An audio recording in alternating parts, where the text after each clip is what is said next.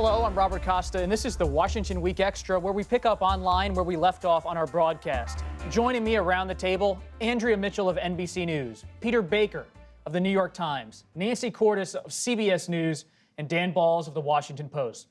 The Trump administration's zero-tolerance immigration policy has separated thousands of families since it was implemented by Attorney General Jeff Sessions. Now, the Trump administration is unable to locate almost 1,500 migrant children that the Department of Health and Human Services placed with sponsors this year, according to a congressional investigation. Earlier this year, the department admitted it could not track down over 1,400 children that were moved out of shelters in 2017. And Secretary of State Mike Pompeo announced plans on Monday to set an all-time low cap on the number of refugees that can be admitted to the United States as immigrants. We propose resettling up to 30,000 refugees under the new refugee ceiling. The Trump administration had already cut the number of those refugees to half of what it was under the Obama administration. Andrew, you've been talking on Friday with the Secretary of State. What's your take on this whole? Well, he initially, with Secretary Mattis, went into the earlier meetings against this cut. It is considered a really egregious setback in terms of national security and foreign policy. It hurts our ally Jordan and other allies who are accommodating all of these refugees from Syria. And then at the last meeting, Mattis wasn't there. He sent a note, I understand, to John Bolton, the national security advisor, and to the dismay of a lot of people in the State Department, Pompeo apparently caved in. Chuck Grassley, Republican senator, and others on the Hill complained about this, that this is way too low. It's the lowest level of refugees being permitted since the program started in 1980. And the fact is, out of millions and millions of refugees, not a single one in all of these decades, not a single one has ever been found guilty of a terrorist act, because refugees are vetted for 18 months, 2 years or longer by the UN HCR, they go into the refugee camps.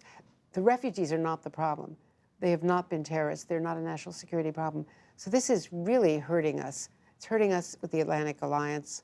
It's hurting us in the Middle East. And we're going into these UN meetings, and we don't have clean hands. We've already cut Palestinian aid down to zero. Well, if Secretary Mattis and Secretary Pompeo aren't driving the policy, who is? Stephen Miller, he's 33 years old. I'm sorry. No, that's exactly what I said. For the lead diplomat of the United States, a West Point man, a Harvard lawyer, a former Congress member, former CIA director, who has national security experience and is very smart, to be completely rolled by a 33-year-old hardliner on immigration, a White House staffer, is extraordinary. But he must be rolled because he has the president's support. Miller has the president's support. He has the president's support. He has the chief of staff support. And I think that this is a president for whom this is a visceral issue. That he doesn't have an ideology on many things, but this is one of them. The idea that America has been shafted by our allies. It's been shafted by immigration. It's been shafted on trade. And it's for aides who are trying to nudge him in one direction or another, the key is to place it in that context. And the idea that refugees are coming in and exploiting us in some way or another is a fundamental precept of this president. So I think Stephen Miller has pushed on an open door.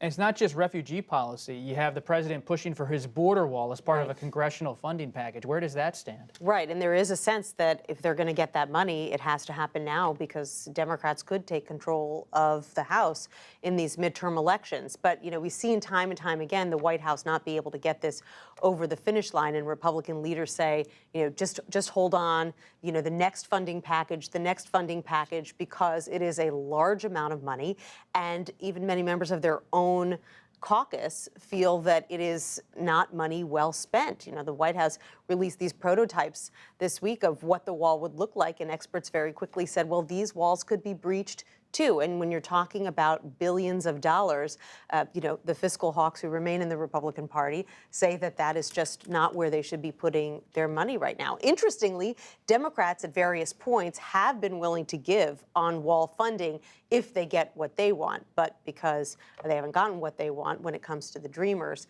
that is a negotiation that has You think we're going to have a shutdown? more than once. I still think at the end of the day, leaders on Capitol Hill have gotten pretty good lately at getting to the brink and then pulling back. They all sort of have a kabuki dance that they all do together. And I think this close to the midterm elections, nobody's interested in getting blamed. So there could be a slip up, but I think 9 times out of 10 they figure out a way to avoid it. You were in But Colorado. look for one in December. That's what I would look for. Is after the election, President Trump has every Is that a debt ceiling deal? no, they can have a CR to get through the CR. parts of the appropriations that are not done before the election, and then he can shut down just parts of the government. Not he signed one of the appropriations bills today. He'll sign maybe another before it's all over with a CR on it, like a continuing resolution that keeps the rest of the government open. And then in December he can shut down the government on the Department of Homeland Security, which is of course the people that would build the wall. So it's not necessarily over, even if they pass it for now. Right. I mean, all of December will be bananas if Democrats take When is it? control of the House, because When is it? Republicans will be trying to get everything that they can done before the House changes hands. What do voters think? You were out in Colorado this week. Are they talking about immigration, refugee policy, the wall? Interestingly, I was out in Colorado in June around the time that the child separation issue was really hot, and people were talking about it. This time, not so much. And talking to some people in the Latino community, they say people are not talking about it. I mean, it's not sort of front of mind. I think on the issue of the wall and on immigration generally, I'm not convinced that the president is ever going to quite make a deal to get the money for the wall, because it is part of the issue that he drives with the base. I mean, open borders is one of the pillars of the Trump message, and you see it time and time again whenever he talks about a Democrat that he's endorsed a Republican against a Democrat. One of that Democrat's sins is he or she is for open borders. So it is part of the central message of the Trump presidency and of the Trump candidacy. It's so interesting that only a week ago we were all talking about what he said about Puerto Rico and the lack of empathy. The amount of information and of controversies that are coming at us, it's very difficult, and I think it's difficult for voters to process. latch on to it and I have process it. talked to so many people over the last year, increasingly say, I don't watch much anymore. I've stopped watching. I can't watch cable, or I've cut way back on cable. Don't cut back on Andrea Mitchell. Don't cut back on Or Washington Week. Or Nancy Cordes. noon on weekdays and Washington Week on Friday night. But seriously, there is a sense of kind of sensory overload, and people have real lives, and they can only take in so much. And I think we all feel it, and we certainly feel the pressure as journalists of keeping up, making sure that we have our sense of balance, and dealing with the accusations and especially at the rallies. It's been really fierce. It's relentless, and it's history. We'll leave it there. That's it for this edition of the Washington Week Extra. While you're online, check out the Washington Weekly News Quiz. I'm Robert Costa. See you next time.